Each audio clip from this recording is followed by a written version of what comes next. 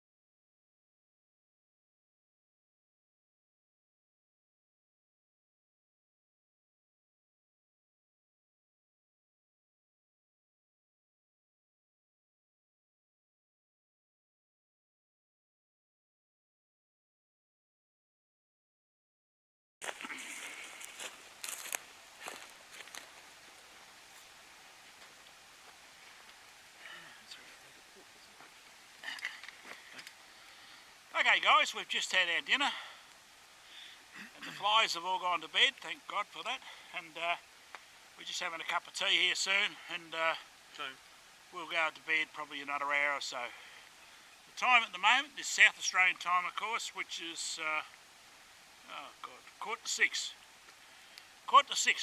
What's that? 17:45. And first star is out over here, another one up there. And we've got another beautiful sunset, as we had a beautiful sunrise this morning. But we stayed today. We stayed and just had a bit of a bludge for the day. Wait for the tracks to open from the rain. Hopefully tomorrow we'll head up onto the Strathleggy track.